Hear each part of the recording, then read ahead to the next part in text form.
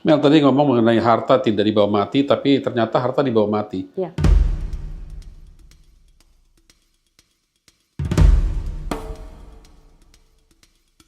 Jadi bedanya Islamic sama yang konvensional itu sebenarnya time horizonnya.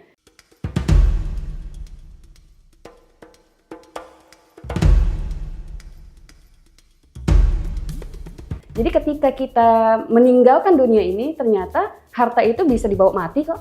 Karena orang kan berpikir, ngapain sih kerja terlalu keras, toh juga harta nggak dibawa mati. Nah itu yang kalau dari kacamata financial planning itu kurang tepat. Kenapa? Ternyata harta bisa dibawa mati.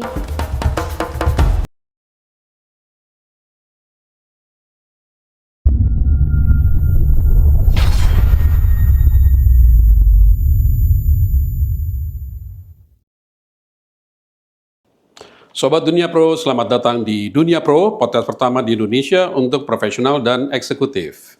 Pagi ini saya kedatangan tamu istimewa, Amelia Natasha Siregar. Beliau adalah seorang Islamic Financial Planner dan juga Certified Financial Planner yang saya kenal sudah cukup lama, berinteraksi dengan beliau dalam urusan jasa keuangan dan konsultasi.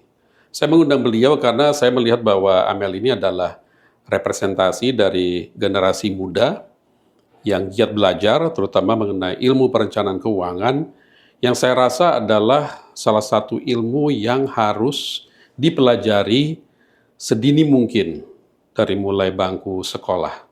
Karena tidak terhitung banyaknya bahwa anak-anak muda yang terjerat hutang pinjol atau hutang kartu kredit, ya, besar pasak daripada tiang kalau dalam istilah zaman dahulunya.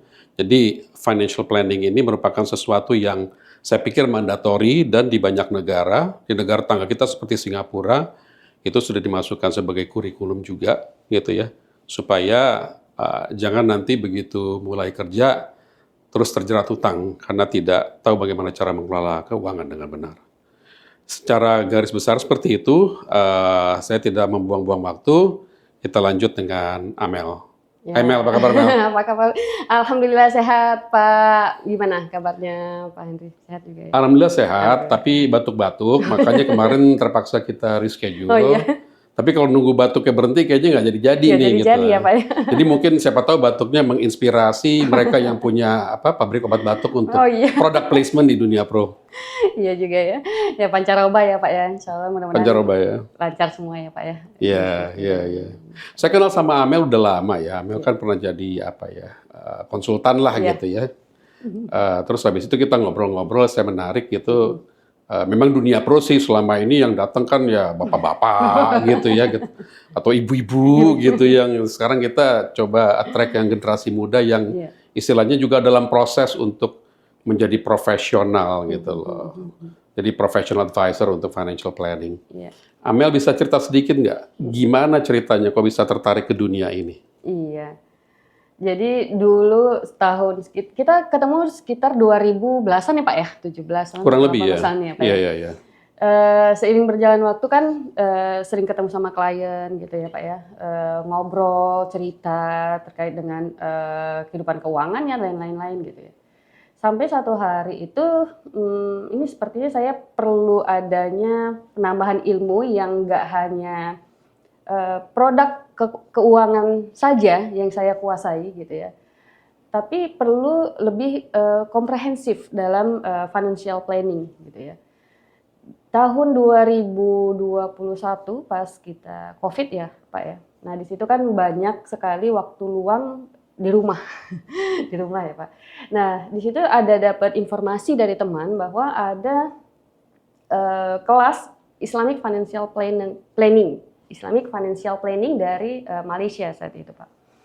Nah situ ini sepertinya menarik nih gitu ya, karena yang diajarkan itu bukan produk keuangan saja, tapi bagaimana sih financial planning itu bisa diterapkan gitu ya, khususnya bagi saya sebagai ibu rumah tangga gitu ya. Dan ternyata nggak hanya ibu rumah tangga saja Pak, semua lini ternyata perlu mengetahui ilmu financial planning ini gitu.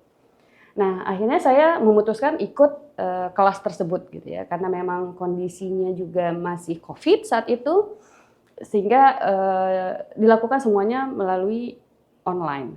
Ya, melalui online, pakai Zoom, dan yang notabene itu pengajarnya dari Malaysia, Pak. 80-90% dari Malaysia, pesertanya itu di Indonesia, dari Padang ada, dari Sumatera ada, banyak dari beberapa provinsi gitu. Sekitar 30 atau 40 orang gitu.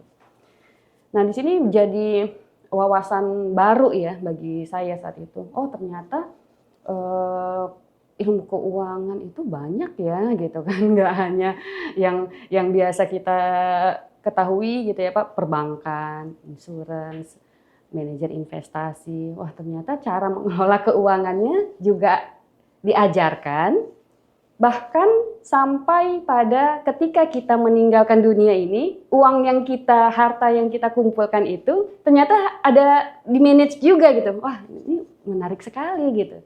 Jadi nggak Maksudnya hanya apa? Waris atau apa? iya, Oke. jadi dari sisi financial planning itu kenapa sih orang perlu direncanakan uangnya gitu ya, perlu dikelola uangnya. Yang pertama kan memang harus ada penghasilan dulu kan Pak. Nah, jadi kalau misalkan kita belum punya penghasilan, tugasnya bukan merencanakan keuangan Pak, tapi mencari pekerjaan, kan itu ya. Jadi ketika sudah punya penghasilan, berarti kita udah mulai aware nih dengan keuangannya kita nih. Apa ya yang perlu kita rencanakan, apa ya yang perlu kita kelola gitu kan, dari uang yang kita dapatkan, seperti itu. Lalu kemudian ketika kita sudah punya penghasilan, tugas kita yang berikutnya adalah bagaimana penghasilan kita lebih besar daripada pengeluaran kan Pak. Betul, betul. Itu yang kadang-kadang jadi PR kita bersama lah ya. Iya. Kadang-kadang penghasilan sih banyak gitu ya dari sumber A, B, C, D gitu ya. Iya. Tapi pas di akhir bulan pas lihat kok kemana ya uangnya gitu ya. Iya. Nah di situ yang kadang-kadang saya juga pas belajar itu wow asik juga ya gitu ya. Jadi kayak seni gitu Pak ya. Iya. Jadi bagaimana sih Dan aplikatif langsung. Iya, Iya. aplikatif. Makanya Iya. saya bilang nggak mesti ibu rumah tangga, bahkan anak-anak yang seperti Bapak bilang tadi ya, pelajar gitu ya, apapun statusnya gitu ya, status sosialnya ya perlu adanya financial planning ini gitu. Kenapa? Karena kita udah diamanahi, walaupun misalkan anak-anak belum bekerja, iya, tapi kan ada uang saku yang mereka simpan gitu ya, yang mereka miliki gitu. Nah, kalau kita sebagai orang dewasa, kita sudah mempunyai penghasilan. Lalu bagaimana penghasilan kita harusnya, idealnya lebih besar daripada pengeluaran gitu ya. Nah, kalau misalkan udah oke nih, pengeluaran sudah lebih pengeluaran bisa ditekan gitu ya, atau bisa kita kelola gitu ya, dari penghasilan yang kita peroleh. Selanjutnya apa nih gitu ya? Selanjutnya adalah bagaimana kita bisa mengelola atau membayar utang kalau ada. Makanya kan kalau dalam financial planning itu komposisi utang maksimalnya 35% Pak dari penghasilan. Idealnya seperti itu. Agar apa? Conventional financial planning atau Islamic financial planning? Sama. Okay. Nah, jadi bedanya Islamic sama yang konvensional itu sebenarnya time horizonnya. Jadi ketika kita meninggalkan dunia ini, ternyata harta itu bisa dibawa mati kok. Karena orang kan berpikir, ngapain sih kerja terlalu keras, toh juga harta nggak dibawa mati. Nah itu yang kalau dari kacamata financial planning itu kurang tepat. Kenapa? Ternyata harta bisa dibawa mati. Dengan cara apa? Dengan cara wakaf, ya kan? Dengan cara infak sedekahnya kita gitu. Nah itu yang menjadikan perbedaan Pak. Oke. Kalau tadi oke nih, udah oke kita di penghasilan udah lebih besar nih daripada pengeluaran gitu ya. Next berarti kita harus kelola nih, utangnya kita berapa nih? Maksimalnya ada ya batasannya 35%. Sebenarnya itu kan udah familiar di kalangan perbankan ya Pak. Perbankan juga akan melihat ya. Betul, betul. Nah itu sebenarnya kan sebagai acuan kita ya, kenapa nggak kita bikin aja nih di keluarganya kita gitu ya. Kalau misalkan udah 35% maksimalnya, oke lah kita stop gitu kan. Agar apa? Sebenarnya untuk space pengeluaran yang lainnya sebenarnya Pak. Pengeluaran yang lainnya contohnya apa? setelah kita bisa mengelola utang dalam artian memaksimalkan yang ada gitu ya, 35%. Tapi kan kalau misalkan kecil ya lebih bagus dong. Maksimalkan 35%, kalau 0 ya lebih bagus gitu. Nah, selanjutnya kita diajarkan juga untuk bagaimana kita bisa menyimpan dana darurat. Nah, menyimpan dana darurat ini kan bukan berarti, kan ada yang mengatakan ini, gimana mau disimpan dana darurat, Mel, gitu kan. Setiap hari kayaknya darurat. Tiap hari darurat gitu kan. Jadi ya harus gimanain uangnya gitu kan. Ya kadang jokes seperti itu kadang kita tanpa kita sadari gitu ya. Sehingga udah jadi mindsetnya kita, sehingga kita juga ya udahlah nggak usah lah gitu ya. Padahal itu ternyata penting, Pak. Ketika kita punya kesadaran untuk menyimpan gitu ya, atau menyisihkan penghasilan kita untuk dana darurat, bukan berarti dana darurat itu bakal akan terjadi ke kita, enggak gitu ya. Setidaknya kita punya langkah preventif ke kita, kalau seandainya hal yang tidak kita inginkan terjadi, kita insya Allah udah siap nih dananya, bisa kita ambil dananya. Dan itu juga penempatannya juga diajarkan. Penempatan untuk dana darurat tidak boleh di instrumen investasi yang lebih berisiko. Maaf. Nah, setelah itu kita udah punya nih dana darurat gitu. What next gitu. Selanjutnya ternyata kita juga perlu adanya proteksi. Nah, proteksi asuransi. Loh Mel, kalau saya kan udah di cover nih dari kantor gitu ya. Alhamdulillah dong, ya Pak ya. Ada asuransi kesehatan di cover sama kantor, alhamdulillah gitu. BPJS, it's okay, harus ikut juga gitu ya. Tapi pada saat financial planning yang saya diajarkan itu, ternyata asuransi itu bukan hanya untuk menjaga keuangan pada saat sakit saja gitu ya Pak ya. Ternyata proteksi yang di sini lebih kepada proteksi income, proteksi aset dan lain-lain gitu. Itu yang membuka cakrawala saya, oh iya juga ya gitu ya. Maksudnya gimana gitu? Maksudnya kalau ketika kita sakit, contohnya ketika kita nggak punya BPJS ya Pak ya, berarti kan untuk membayar biaya tersebut kita pakai uang tabungan kita ya Pak. Atau bahkan yang lebih ekstrimnya lagi, kita akan mencairkan saldo dari investasi kita ya Pak. Atau lebih ekstrimnya lagi, kita bisa menjual asetnya kita, mobil, rumah, dan lain-lain gitu ya. Untuk apa? Demi yang namanya agar bisa sehat ketika terjadi sesuatu. Nah ini menjadi pelajaran dari yang bisa saya ambil dari financial planning itu ya, istilah financial planning. Ternyata ketika kita menyisihkan dana untuk asuransi, bukan hanya untuk kesehatannya kita, ternyata kita juga harus menjaga aset kita terjaga. Lalu saya diingatkan lagi yang namanya makosid syariah. Nah, di situ Makosid syariah. Makosid syariah. Apa sih maksud Allah itu memberikan kepada kita itu, kita harus menjalankan sesuai dengan syariat Islam gitu ya. Makosid syariah. Maksud tujuan syariah itu gitu. Ternyata salah satunya itu menjaga harta, Pak.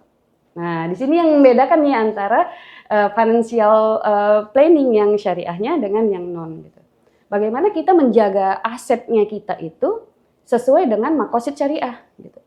Menjaga harta, menjaga akal, menjaga agama, itu kan bagian dari makosid syariah. Oh, ternyata financial planning itu bagian dari makosid syariah. Yang notabene adalah menjaga harta. Nah, menjaga harta dalam artian bukan berarti kita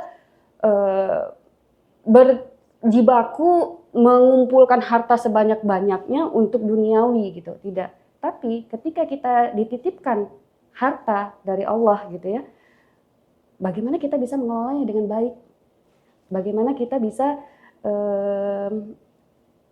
pertumbuhan harta kita itu yang benar-benar disukai oleh Allah dengan tidak melanggar syariatnya. Nah, di situ saya wow gitu, maksudnya ya senang sekali gitu kan waktu itu belajar belajar tentang Islamic Financial Planning. Jadi nggak hanya strategi keuangan secara duniawi dengan mengelola aset, mengelola penghasilan kita yang dibalut dengan proteksi berupa asuransi, tapi ternyata itu bagian dari maqasid syariah, bagaimana kita bisa menjaga harta. Nah, Kalau komposisinya bagaimana, Mel? Maksudnya dari secara versi Islamic Financial Planning, setiap bulan kita terima gajian, itu alokasinya bagaimana idealnya? yang pertama adalah kita menyisihkan untuk Allah terlebih dahulu ya Pak. Artinya itu bentuk kebersyukuran kita kepada Allah. Tapi Mel, sorry, aku belum sampai nih penghasilan aku untuk zakat contohnya ya Pak ya. Itu bukan belum nisab. Ya, belum mencapai nisabnya. Apakah menjadi satu-satunya jawaban kita menjadi tidak berbagi gara-gara itu? Kan Allah juga ada zakat, setelah zakat kan ada infak ya Pak ya, ada sedekah gitu kan, ada wakaf gitu. Jadi zakat itu jangan kita jadiin itu satu-satunya biar kita terhindar dari pembayaran zakat gitu ya. Karena kan memang zakat ini sesuatu yang unik karena ada syarat dan ketentuan yang berlaku ya Pak. Betul. Yang berkaitan dengan zakat harta terutama ada nisab dan ada haulnya gitu ya. Oke, kalau misalkan pendapatannya kurang dari let's say 8 juta gitu ya, kan ada infak, bahkan sedekah. Sedekah, senyum juga sedekah ya, lalu berbuat baik juga sedekah, menyingkirkan sesuatu yang berbahaya di jalanan juga itu sedekah gitu. Jadi betapa banyak sebenarnya kebaikan-kebaikan itu yang tidak dinilai dengan uang saja, tapi kita bisa melakukannya seperti itu. Oke, kita tadi berapa persen sih gitu ya dari penghasilan kita untuk berbagi? Oke, kalau misalkan mungkin Pak Henry udah terbiasa 10% dari penghasilan, boleh nggak ya? Boleh-boleh aja ya Pak. Kayaknya Mel kalau 2,5% kekecilan gitu ya. Jadi 10% boleh nggak ya? Boleh-boleh aja gitu ya. Atau bahkan 1% boleh nggak Mel ya? Karena memang belum capai nih nisabnya gitu ya, ya monggo aja gitu, berarti bukan ke zakat tapi ke infak atau sedekah gitu. Lalu kemudian tadi utang itu maksimal 35%. Lalu kalau untuk asuransi itu minimalnya itu 10% dari penghasilan Pak. Lalu kalau untuk berinvestasi, tabungan dan investasi itu minimal 10-20%. Nah ini tergantung kepada kita sebagai apa. Jadi kalau misalkan Pak Henry misalkan komposisi utangnya nggak ada gitu ya, berarti kan ada spare sebesar 35% ya Pak, yang lumayan gede lah ya. Nah itu kan bisa lebih kita kayak volume kita bisa kecilkan, gedein di porsi yang mana. Mungkin Pak Henry mau yang awalnya 5% untuk orang lain, contohnya untuk berbagi gitu ya Pak. Karena ada spare 35%, boleh nggak ya dinaikin jadi 10%, 20%? Oh boleh dong. Atau komposisinya kita bisa naikkan untuk investasi. Nah tadi kan investasi nggak minimal, kalau dibilang minimal berarti boleh dong maksimal kita berinvestasi di lembaga keuangan yang lain gitu ya. Jadi kalau misalkan kita udah ada tahu nih patokan-patokan minimal maksimalnya, kita jadi lebih bebas Pak. Oh kalau ini minimal berarti boleh dong kalau 15% atau 20%. Oh kalau misalkan maksimalnya segini berarti udah mentok nih, nggak boleh lagi nih. Jadi kita untuk pengeluaran yang jadi nggak ada yang istilahnya gini Pak. Mungkin di luar sana Bapak juga sering dengar ketika dapat penghasilan 10, 20, 30, 40 gitu ya Pak ya. Ada yang 30, 50, 2, 35, 20, 30, 50 gitu. Ada nggak ya dari Islamic Financial Planning menyarankan seperti itu? Nggak ada. Jadi ada hanya diberikan batasan-batasan saja. Kenapa? Karena financial planning merupakan seni gitu ya, seni kita dalam mengelola keuangannya kita. Asalkan kita udah tahu patokan-patokannya seperti itu. Kalau kita bicara mengenai investasi, ada nggak dari materi Islamic Financial Planning itu yang dianggap aset kelas ini aset kelas ini masih istilahnya apa ya istilahnya ya, masih abu-abu gitu ya. Yang ini haram gitu misalnya gitu. Terutama dengan sekarang kan dengan banyaknya aset kelas yang mungkin baru muncul mungkin 15-20 tahun belakangan seperti cryptocurrency gitu misalnya gitu. View Amel untuk itu bagaimana? Kalau saya selalu mengedukasi masyarakat gitu ya. Ketika dia mau berinvestasi, investasi apa sih yang paling bagus? Biasanya pertanyaan seperti itu ya. Investasi apa sih Kak Amel yang menjanjikan gitu ya? Investasi yang paling bagus adalah investasi yang Anda ketahui. Anda tahu nggak? Tahu nggak sekedar tahu apa jenis investasinya, tapi Anda juga harus tahu risiko di belakangnya. Nah, itu yang kadang-kadang keskip tuh, Pak. Apalagi sekarang FOMO ya, anak-anak muda Gen Z gitu kan. Ketika ada kripto, wah dia udah masuk kripto, aku kapan ya gitu ya. Padahal tadi fondasinya aja belum kuat. Tadi kan fondasi perencana keuangan ketika dia punya penghasilan, oh oke, udah punya nih. Ternyata ada utang, berarti kan itu udah masuk kewajiban. Apakah dia sudah mengelola itu dengan baik ketika dia berinvestasi, apakah uang yang harusnya untuk bayar utang dia pakai? Nah, itu yang banyak terjadi ya, Pak.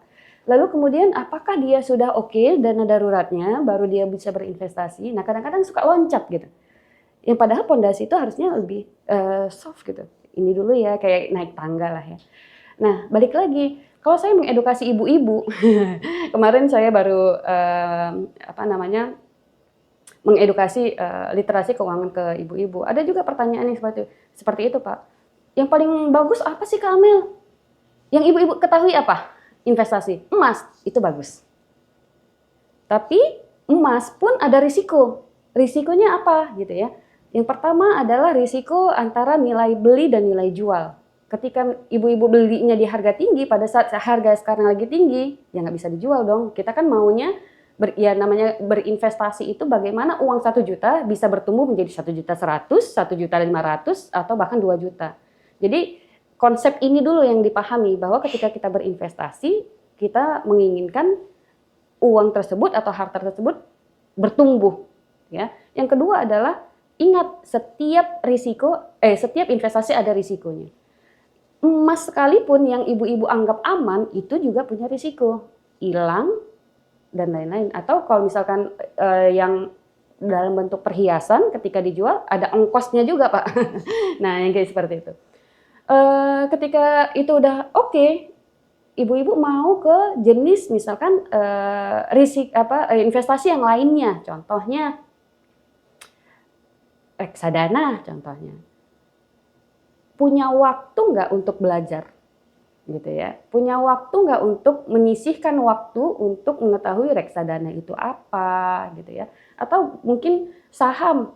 Setiap kita buka media sosial gitu kan pasti berseliweran tentang investasi saham. Oh, saham ini lagi naik, saham ini lagi turun, ketika turun harusnya beli dan lain-lain gitu.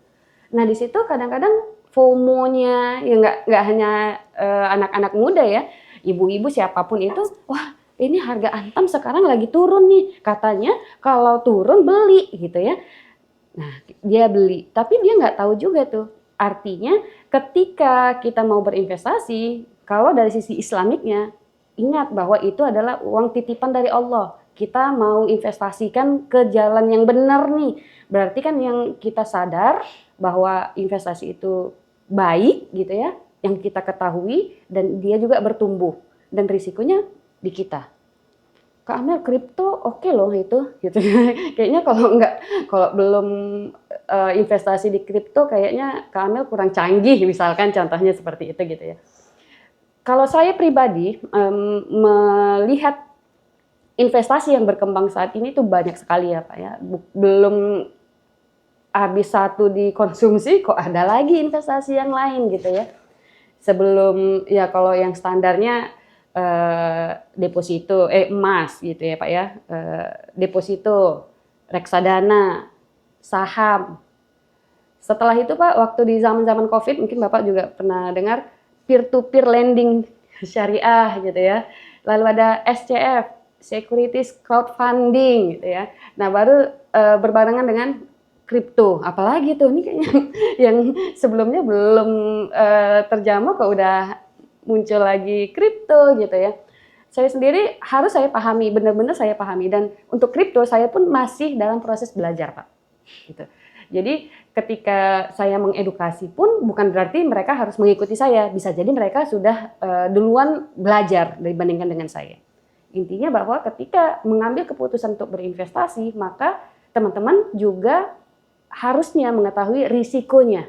Risiko di belakangnya. Ada penurunan ketika momen tertentu atau ada peningkatan hasil investasi di momen-momen apa, dan itu harus kita pelajari gitu. Jadi nggak sekedar FOMO gitu. Amel kan sekarang jadi financial planner ya. Ya. Financial planner itu berarti udah jadi full time professionnya Amel nih sekarang gitu loh. Ada nggak sih cerita-cerita menarik mengenai dunia investasi atau masalah keuangan keluarga yang mungkin bisa di-share dengan sobat di rumah? Ya, ada waktu saya ini kayaknya apa ya? Allah itu mau menguji saya gitu ya. Jadi waktu saya hampir menjelang tamatnya IFP itu kan kita ada assessment itu.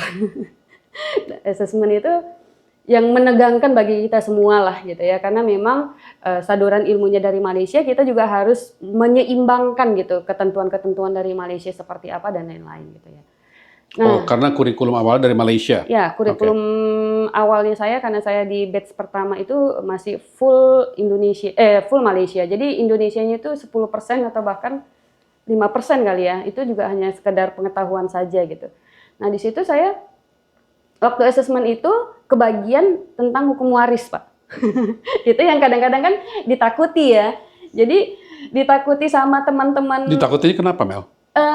Lebih menantang aja, Pak. Karena ilmu matematika yang ada di Al-Quran itu adalah ilmu waris. Oke. 1/2, 1/4, 1/6, 2/3. Nah, itu semuanya benar-benar ada dan lengkap di dalam Al-Quran, surat An-Nisa. Yeah. Nah, di situ saya kebagian, yang saya takuti adalah itu, dan Allah kirimkan saya untuk mengerjakan case tersebut gitu, Pak. Yeah. Dan situ itu menantang sekali. Dan alhamdulillah lancar gitu ya, Pak ya, lancar, lulus gitu ya, dan alhamdulillah terlewati gitu ya, Pak. Setelah itu kita seremonial gitu ya, kelulusan segala macam lah ya, teman-teman semuanya alhamdulillah ada yang nggak lulus juga sih, Pak, ada yang nggak lulus beberapa orang karena nggak mengerjakan asesmen, dan alhamdulillah saya lulus. Nah, selang beberapa bulan kelulusan itu saya dihubungi sama klien saya, Pak, gitu ya, dihubungi sama klien saya, Mbak Amel, qadarullah nih istri saya meninggal gitu. Oh, oke. Ada yang bisa saya bantu gitu. Tolong hitungkan warisnya ya gitu. Nah, itu kan fresh banget ya, maksudnya saya baru lulus gitu ya, terus baru ngerjakan assessment gitu ya. Terus Allah kirimkan itu klien untuk waris. Pelatihan. Dan itu kan memang bukan soal ujian ya, Pak, tapi ini kan benar-benar real life gitu, dan itu harus benar juga, harus diselesaikan dengan cara yang benar gitu. Itu saya sampai, ya Allah, ini kayaknya ujiannya satu ujian kelulusan, ini ujian kehidupan gitu kan, yang memang benar saya harus kerjakan gitu. Oh, oke, siap Pak gitu kan, nanti saya kerjakan gitu. Tapi saya maunya dibayar. Hah? Dibayar? Di situ saya yang mesti menyeimbangkan, karena awalnya saya juga nggak tahu bahwa setelah yang minta Amel atau dia mau bayar maksudnya? Dia. Oh, dia mau bayar. Dia mau bayar. Yeah. Nah, di situ saya yang bingung gitu, kok bayar ya gitu ya. Ini kan ilmu yang bisa dipelajari semua orang dan itu mudah gitu ya. Kok bayar gitu. Nah, terus saya karena saya belum menekuni profesi itu kan, IFP ini sebenarnya seperti apa, mesti blank aja karena saya mau tahu ilmunya gitu. Saya ngobrol sama teman gitu ya, sama teman-teman yang satu kelas gitu. Ya itu berarti Amel udah dapat klien gitu. Oh, oke. Jadi kliennya seperti ini gitu kan, baru ngeh gitu. Karena klien untuk berkonsultasi itu kitanya dibayar. Oh, oke. Dibayar ya, oke. Terus akhirnya saya mencoba menyeimbangkan gitu ya, menyeimbangkan yang awalnya saya hanya membantu, tapi di satu sisi lagi harus profesional gitu. Akhirnya saya terima tuh, oke Pak, nggak apa-apa nih saya bantu, nanti saya saya kirimkan invoice-nya gitu. Dan alhamdulillah diterima gitu Pak, diterima dan saya pun mulai mengerjakan gitu ya step-stepnya. Jadi step-step yang saya pelajari dari AFP itu bagaimana kita menerima klien itu seperti apa, kode etiknya seperti apa, lalu apa yang perlu dilakukan terlebih dahulu. Jadi saya benar-benar mengerjakan sesuai dengan apa yang saya pelajari gitu. Jadi ternyata ada kode etik yang memang benar-benar harus kita jaga sebagai financial planner gitu. Jadi misalkan kita tidak boleh menyebarluaskan data pribadinya ke lembaga keuangan. Karena kan kita tahu nih si Bapak ini asetnya segini, ya kan? Lalu asetnya diinvestasikan kemana-mana aja, saldonya sekian. Nah itu kan saya tahu gitu. Saya tahu dan itu memang benar-benar harus dijaga. Dan alhamdulillah seiring berjalan waktu, saya terima, lalu saya kerjakan prosesnya, saya hitung siapa saja ahli warisnya, ahli waris tersebut dapat berapa persentasenya, dan itu semuanya adalah dari Al-Quran. Karena ilmu waris adalah ilmu yang satu-satunya secara eksplisit semuanya ada di dalam Al-Quran. Dan nggak ada menurut ulama ini perhitungan istri mendapatkan sekian, nggak ada. Semuanya ada di dalam Al-Quran. Dan itu saya sampaikan ke klien saya ketika nanti mau berkonsultasi sama saya, outputnya adalah yang saya pakai adalah ilmu faraid. Apakah Bapak setuju? Setuju. Oke, kita lanjutkan. Kalau misalkan enggak, ya kita nggak bisa gitu. Karena apa? Karena di Indonesia masih diakui kan Pak 3. Yang pertama adalah hukum perdata, yang kedua adalah hukum adat, dan yang ketiga adalah ilmu faraid. Gitu. Jadi semuanya itu legal dan ketika masuk berkonsultasi di Finansa itu harus yang syariah. Dan alhamdulillah beliau juga setuju dan alhamdulillah juga sudah terselesaikan. Alhamdulillah tidak ada sengketa juga Pak, karena memang yang saya takutkan itu sebenarnya Pak, ada ahli waris yang merasa kok saya dapatnya cuman segini, karena kalau di saya nggak hanya sekedar persentase saja Pak, yang membedakan mungkin ya saya tanyakan kenapa Bapak untuk perhitungan warisnya datangnya ke financial planner, nggak ke ustadz atau ustazah gitu ya. Yang notabene saya bukan bukan ustazah loh gitu kan. Karena ada financial planningnya itu Pak ternyata. Nggak hanya sepernya aja, tapi nominalnya dan bahkan saya bisa mengarahkan baiknya dialokasikan ke sini sesuai dengan ilmu financial planning seperti itu Pak. Mel tadi ngomong mengenai harta tidak dibawa mati, tapi ternyata harta dibawa mati. Ya. Bisa jelasin sedikit? Iya, karena kan kita ya duniawi itu memang sering ya nggak usah nguyuh lah, nggak usah inilah segala macam gitu ya. Saya menarik sekali kemarin saya bertemu sama salah satu tokoh di Indonesia ya Pak ya. Amel, saya ketemu sama Amel katanya. Per hari ini saya saat itu ketemu di hari Jumat sore. Pas setelah asar jam 4 gitu. Saya ketemu sama Amel, ini harta saya jadinya 0. Saya tahu dia kaya raya ya. Kok 0 gitu ya? Kemana gitu ya? Mel, ternyata katanya ya, ketika kita meninggal tanpa membawa harta yang banyak, ternyata hisapnya sangat ringan. Terus saya bilang, iya benar Pak, itu ada hadisnya tuh. Saya bilang gitu kan. Ya, terus gimana Pak harta Bapak? Kan Bapak banyak nih. Ini saya pas itu ketemunya di rumahnya. Ini rumah Bapak aja udah gede banget nih gitu kan. Ini semua saya wakafkan. Jadi saya mau wakafkan semua hartanya saya biar saya tenang katanya gitu kan. Wah. Karena kan semua dibawa mati Mel.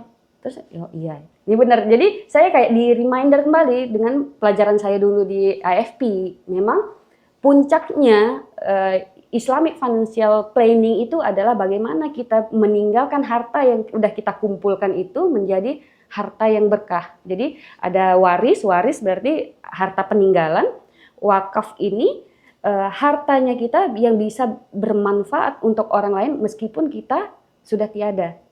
Itulah yang konsep mungkin Utsman bin Affan yang di Mekah kita masih gunakan ya Pak ya, ada sumur Zam-zam, lalu ada pohon kurma dan lain-lain. Dan itu ternyata memang janjinya Allah ketika kita di dunia aja sibuk mencari bagaimana cara mendapatkan passive income. Benar nggak Pak? Tapi kita kadang-kadang lupa bagaimana juga kita mendapatkan pahala yang pasif ketika kita sudah tiada. Wah ternyata Allah udah janjikan Pak, 3. Yang pertama adalah harta yang kita tinggalkan, yang kita berikan dalam bentuk infak kita, sedekah kita, atau wakafnya kita. Harta yang bermanfaat. Yang kedua adalah ilmu yang bermanfaat. Ya kayak hari ini ya Pak ya, mudah-mudahan ini menjadi Amin. amal jariah ya Pak. Amal jariahnya kita ini menjadi pasif pahala yang Allah janjikan. Gak main-main yang janjikan Allah ya Pak ya. Dan yang ketiga adalah anak yang soleh dan soleha. Artinya ketika 3 ini kita mau ambil jalur yang mana nih? Ya kan? Makanya ketika ada orang kaya, soleh, dan dia memanfaatkan hartanya untuk hal-hal kebaikan, boleh dong kita biarlah kaya raya asalkan masuk surga, boleh ya Pak? Kan kadang orang ya kaya itu kayaknya hal yang menakutkan dan kayaknya duniawi banget gitu ya. Padahal ketika kita menjadi orang kaya, kita bisa mengambil keputusan yang bisa lebih ekstrim dari kebanyakan orang. Yang tadi, kayak saya ketemu sama tokoh ini, saya bilang, wow ini yang saya aja belum seperti itu gitu. Hartanya semua diwakafkan dan itu masuk ke wakaf produktif Pak. Gitu. Jadi Wakafnya itu kick off setelah dia wafat atau pada saat dia masih hidup? Masih hidup. Jadi harta itu kan berarti Pak, ada perubahan pemilik, perubahan title.